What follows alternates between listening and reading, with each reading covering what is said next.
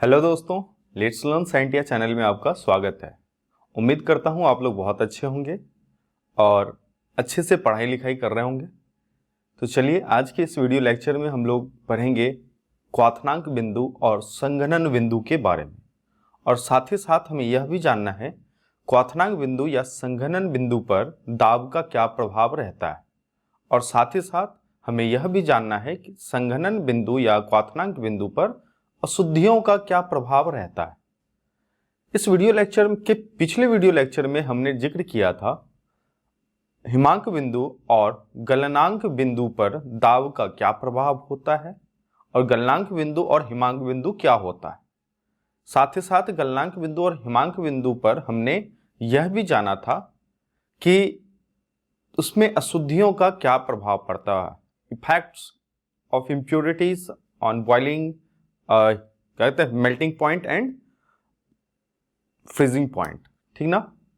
आज हम इस वीडियो लेक्चर में जिक्र करने वाले हैं क्वाथनांक बिंदु जिसको कि बॉइलिंग पॉइंट कहते हैं और संघनन बिंदु जिसको कि कंडेंसेशन पॉइंट कहते हैं।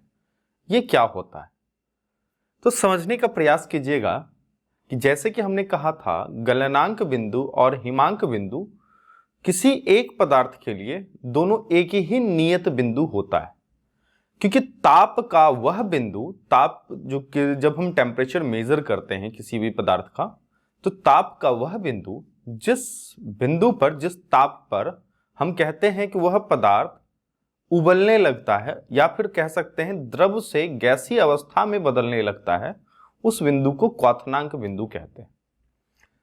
यह प्रक्रिया जो है पदार्थ को गर्म करने पर होता है।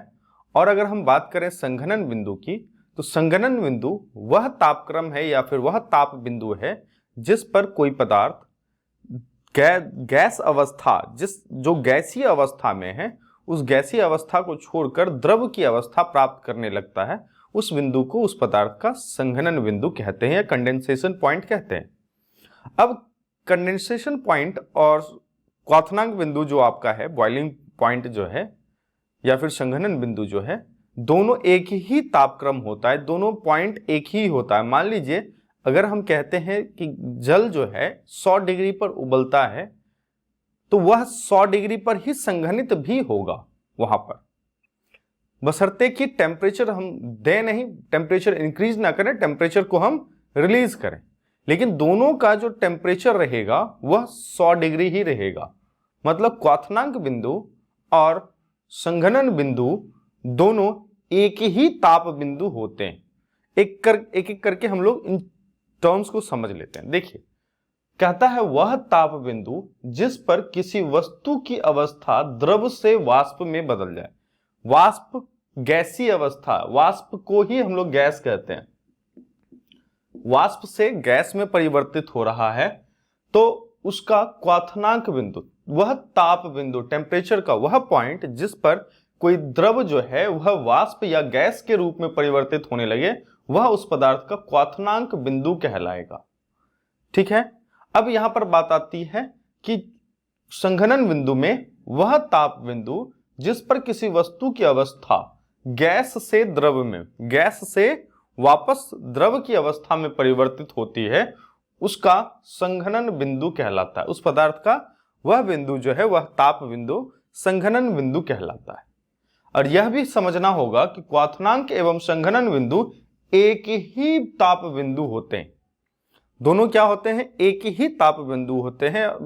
क्वाथनांक भी 100 डिग्री पर अगर हो रहा है तो संघनन भी 100 डिग्री पर, मतलब उसी ताप बिंदु पर क्वाथनांक भी होगा, उसी ताप बिंदु पर संघनन भी होगा। इस कारण से हम लोग क्या कहते हैं कि क्वाथनांक बिंदु और हिमांक बिंदु जो है दोनों ही तापीय समया में होते हैं, और इन पर द्रव और गैस जो है, द्रव और लिक्विड जो है, और जो गैसियस स्टेट हो गया, दोनों के दोनों थर्मल इक्विलिब्रियम में होते हैं, तापीय समया में होते हैं। अब तापीय समया तो हमने बता दिया पिछले वीडियो लेक्चर में कि तापीय समया क्या होता है। तो पदार्थ जो है जब हम उसको किसी सिस्टम में रखते हैं, किसी इन्वायरमेंट में रखते हैं, तो वह एक्सचेंज करके, हीट एक्सचेंज, उष्मा का विनिमय करके क्या करता है कि अपने ताप को दोनों को बराबर करने का कोशिश करता है। तो जब बराबर कर लेता है तो इसी स्टेट को कहते हैं तापीय समया, और दोनों बराबर हो जाता है। ठीक ना। तो उसी को कहते हैं तापीय समया। तो याद रखिएगा क्वथनांक एवं संघनन बिंदु जो है दोनों एक ही बिंदु होता है, मतलब दोनों एक ही ताप बिंदु होता है। इसका मतलब है कि दोनों के दोनों ही गैस भी और द्रव दोनों जो है वह तापीय साम्य में है, मतलब थर्मल इक्विलिब्रियम में है, या फिर उष्मीय प्रसारण में है। ठीक है, तो चलिए क्वथनांक एवं संघनन बिंदु पर दाब का प्रभाव, effect of pressure on boiling point and condensation point. ठीक है, तो इन पर दाब का क्या प्रभाव पड़ता है? तो याद रखिएगा दाब बढ़ाने पर क्वथनांक बढ़ जाता है। अगर हम प्रेशर को बढ़ा देते हैं, उसका बॉइलिंग पॉइंट जो है, मान लीजिए अभी 100 डिग्री पर बॉयल हो रहा था, तो अब जाके वो 110 डिग्री पर बॉयल होगा। थोड़ा और प्रेशर बढ़ाएंगे, अब 115 डिग्री देंगे तो बॉयल होगा। बॉयल होने का क्या मतलब होता है? तो सीधा सीधा अर्थ होता है कि बॉयल होने का मतलब है उसके अणुओं के बीच जो है मॉलिक्यूलर फोर्स जो है वो कमजोर हो रहा है, और मॉलिक्यूलर फोर्स कमजोर होगा तभी तो वह एक दूसरे से दूर भागेगा और उसके बीच की गतिज ऊर्जा बढ़ जाएगी। ताप क्या है? गतिज ऊर्जा का ही मान होता है। तो हम कह सकते हैं कि दाब अगर हम देते हैं, किसी पदार्थ पर दाब देते हैं, तो उसको ज्यादा टेम्परेचर देना होगा ताकि वह उबल सके, द्रव से गैस में बदल सके। इसका मतलब है कि क्वथनांक बिंदु जो है वह दाब बढ़ाने पर बढ़ जाता है। दाब बढ़ाने पर याद रखिएगा क्वथनांक बिंदु क्या होगा? बढ़ जाएगा। अभी 100 डिग्री पर बॉयल हो रहा था, तो अब 105 डिग्री पर बॉयल होगा, या फिर 110 डिग्री पर बॉयल होगा, या फिर 115 डिग्री पर बॉयल होगा। 100 डिग्री पर बॉयल नहीं होगा। वहीं अगर हम बात करें तो दाब पर संघनन जो है वह उच्च तापमान पर ही संभव होगा। समझ में आ गया? क्योंकि पता है कि क्वथनांक बिंदु और संघनन बिंदु दोनों एक ही बिंदु होता है। इसका मतलब है कि जब क्वथनांक बढ़ जाएगा, इसका मतलब है संघनन भी जो है वह उच्च तापमान पर ही संभव हो पाएगा, निम्न तापमान पर संभव नहीं हो पाएगा। उसके लिए भी हाई टेम्परेचर ही चाहिए होगा। ठीक है, अब अगर हम बात करें यहां पर कि क्वथनांक एवं संघनन बिंदु पर अशुद्धियों का क्या प्रभाव पड़ता है, effect of impurities on boiling point and condensation point. तो अगर हम बात करते हैं अशुद्धियों को, तो अशुद्धि मिला देते हैं अगर हम किसी भी पदार्थ में, तो उसका क्वथनांक बढ़ जाता है, उसका बॉइलिंग पॉइंट क्या होता है वो बढ़ जाता है। मतलब अभी अगर देखते हैं जैसे कि अंडा को बॉईल करते हैं, उसमें हल्का नमक डाल देते हैं। नमक क्यों डालते हैं?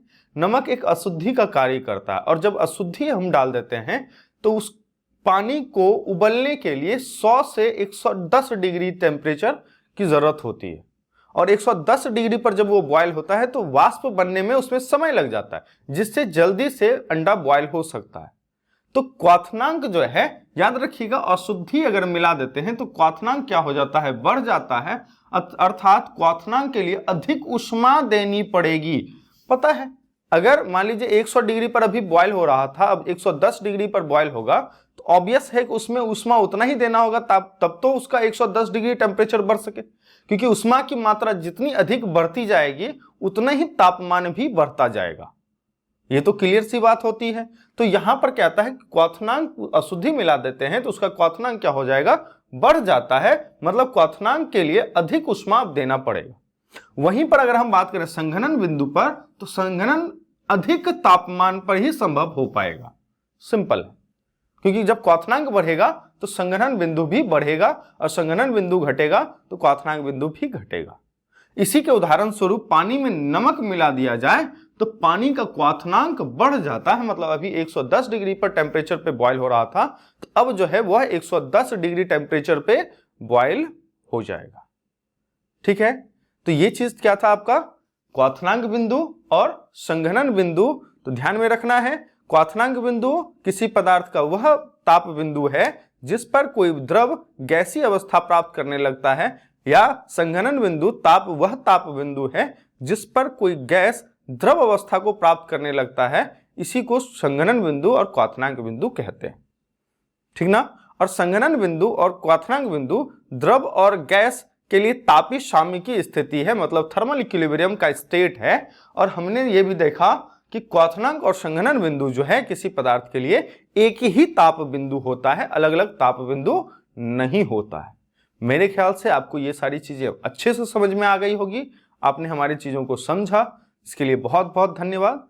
तब तक वीडियो को अच्छे से देखिए। जय हिंद, जय Bharat, thank you so much.